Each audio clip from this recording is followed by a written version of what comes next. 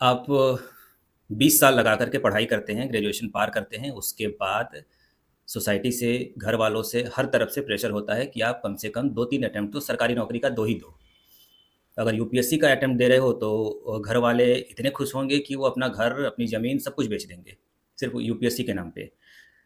तो ये 20 साल की मेहनत और उसके बाद जो फ़ाइट चल रही है, वो फ़ाइट है 0.5% की फ़ाइट है। अगर आप यूपीएससी से लेकर के एसएससी, रेलवे या फिर ग्रेड डी, जिस भी नौकरी के लिए आप अप्लाई कर रहे हैं, उसमें आप देखेंगे कि परसेंटेज रेट क्या है, सक्सेस परसेंटेज रेट क्या है, वो 0.5 से लेकर 0.25 तक है। और इसमें धकेलने के लिए गार्जियन, फैमिली, परिवार, सोसाइटी सब तैयार है। सब बड़े प्राउडली कहते हैं कि मेरा लड़का मुखर्जी नगर में तैयारी कर रहा है, मेरा लड़का पटना में तैयारी कर रहा है, और उसका इमेज बनता है कि वो बिल्कुल ही अच्छा कर रहा है। अब वही यूथ जब ट्रेडिंग करता है, ट्रेडिंग पे उतरता है कि भाई ट्रेडिंग सीखूंगा, फ्यूचर एंड ऑप्शन सीखूंगा, इंट्राडे सीखूंगा, करूंगा, कुछ नुकसान होगा, फिर धीरे धीरे सीखूंगा, तो सेबी का रिपोर्ट आता है और सेबी कहता है कि इस साल 93% लोगों ने नुकसान किया है ट्रेडिंग में। एटलीस्ट 7% लोगों ने तो प्रॉफिट कमाया है, 7% लोग तो सक्सेसफुल हुए हैं। तो इस बात को किस तरीके से बयान किया जाता है कि आप ट्रेडिंग बिल्कुल मत करो। आपने देखा ना सेबी का क्या रिपोर्ट रहा है, वो इंडिकेशन दे रहा है कि आप इससे बिल्कुल दूर हो जाओ, ये नशा है, ये अफीम है, ये आपको सड़क पे ला देगा, घर बिक जाएगा, पता नहीं क्या क्या हो जाएगा। जबकि कंपेयर देखिए, वहाँ 0.05% है, आधा परसेंट है, और यहाँ 7% है सक्सेस। तो ये बताता है कि समाज हमेशा ही रूढ़िवाद रहा है। नई चीज़ों को अडॉप्ट करने में समाज को बिल्कुल टाइम लगता है।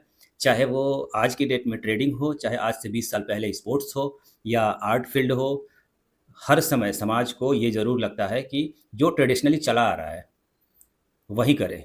नई चीज़ अटेम्प्ट करोगे, फेल होगे, फिर मैंने तो कहा ही था कि यहाँ फेल होगे, यहाँ सक्सेस ही नहीं है, यहाँ करियर खराब हो जाएगा। एजुकेशन सरकारी नौकरी के चक्कर में एजुकेटेड लोगों का जिस तरीके से दिमाग खराब हो रहा है, जिस तरीके से शरीर खराब हो रहा है, वो कई गुना ज़्यादा है जो थोड़े बहुत पैसे ट्रेडिंग में जा रहे हैं, उसके कंपेयर में देखें तो। बंदा बिल्कुल ही डिप्रेस्ड, जब मुखर्जी नगर से आता है ना फेल होके, तो वो बिल्कुल डिप्रेस्ड रहता है, उसे कुछ करने का मन नहीं करता। उसे टीचर बना दो, हाँ मैं भी तैयार, मैं कर लूँगा। उसे कह दो कि ये नर्सरी का कोई बच्चा, इसे पढ़ा दो, हाँ ठीक है मैं कर लूँगा, वो सवाल ही नहीं करेगा। वो अपनी इच्छाओं को मार करके वहाँ से आता है, दिमाग बिल्कुल उसका बैठ जाता है। तो वो ज़्यादा ख़राब है, या फिर ट्रेडिंग में कुछ पैसे का नुकसान कर ले, वो ज़्यादा ख़राब है।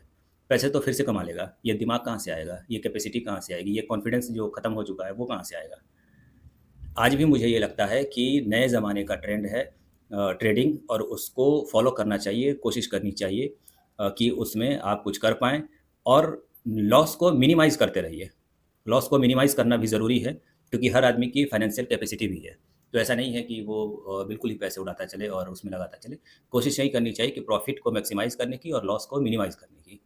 बाकी इसमें कोई खराबी नहीं है। सेबी का रिपोर्ट जो है 93% लोग फेल होते हैं, इसको पॉजिटिव वे में देखना चाहिए कि एटलीस्ट 7% लोग इसमें सक्सेसफुल हो रहे हैं। इंडिया में आज की डेट में 7% का सक्सेस रेट किसी भी फील्ड में नहीं है। चाहे वो बिज़नेस का लगा लो या फिर नौकरी का लगा लो, इनफैक्ट आईआईटी, आईआईएम कहीं नहीं है, इतना सक्सेस रेट है। तो बिल्कुल इसमें लगे रहना है, कोई दिक्कत नहीं है इसमें। धीरे-धीरे ये सक्सेस रेट और बढ़ेगा, धीरे-धीरे 20% तक आ सकता है।